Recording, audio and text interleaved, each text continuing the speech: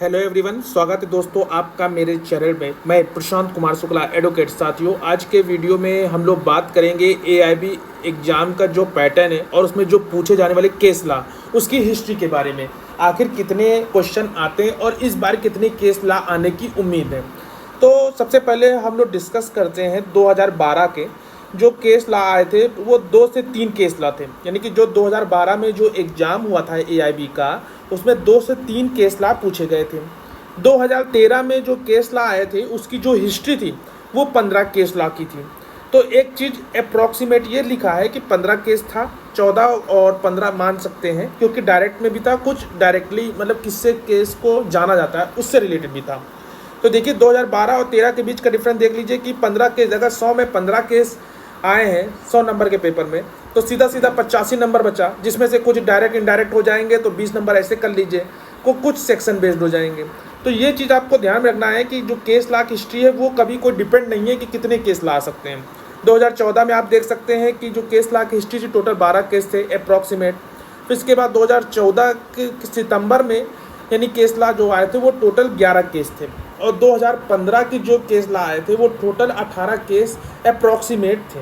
तो आप जो हिस्ट्री देख रहे हैं प्रीवियस ईयर के, तो उसमें किसी में 11, 12, 15, सबसे ज़्यादा 2013 में आए थे।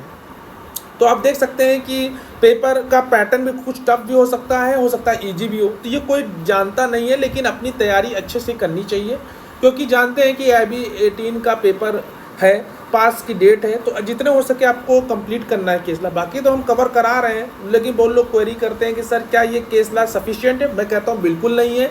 क्यों? क्योंकि इसकी कोई लिमिट नहीं है, कहाँ से सकते हैं। हाँ, जितना हो सके हम लोग पढ़ते हैं, कवर करते हैं, लेकिन इसकी बेयर एक्ट तो है नहीं कि आप उसको केस लॉ को ले जा सकते हैं।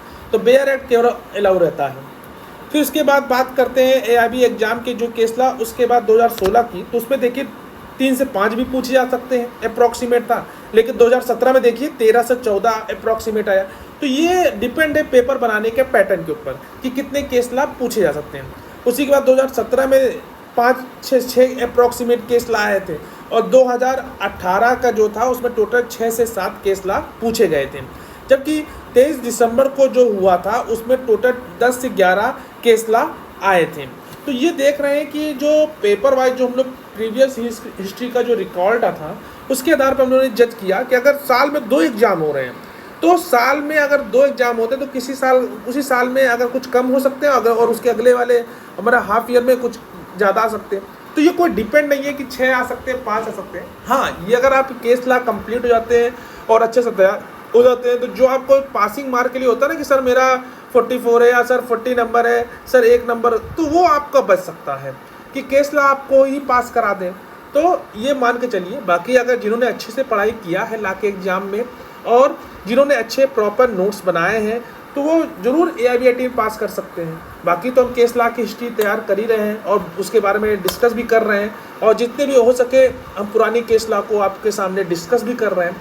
तो जिन्होंने अभी तक नहीं पाया है तो दिए गए कमेंट बॉक्स में या हमारे दिए गए व्हाट्सएप नंबर पर जरूर लिखें। आप लोग उसमें कमेंट करते हैं, आप मेरे दिए गए व्हाट्सएप नंबर पे अपना अगर आपको PDF चाहिए, PDF 1 से लेकर 13 की, तो आपको उस पर मैसेज करना है और मेरे पेज को सपोर्ट करना है। और दूसरी चीज़, आपको वो case law free of cost दिया जा सके। तो आपसे एक यही रिक्वेस्ट हम करते हैं। तो आशा करते हैं ये केस लॉ की हिस्ट्री से आपका बहुत कुछ हेल्प हुआ होगा, और इस बार का भी मान के चलिए कि केस लॉ आ सकते हैं। तो अच्छे से तैयारी करिए। बाकी तो पेपर बनाने वाले के डिपेंड करता है कि पेपर कैसा आता है। तो मिलते हैं एक नेक्स्ट वीडियो, एक नेक्स्ट जजमेंट सीरीज के साथ और एक नई बातों के साथ।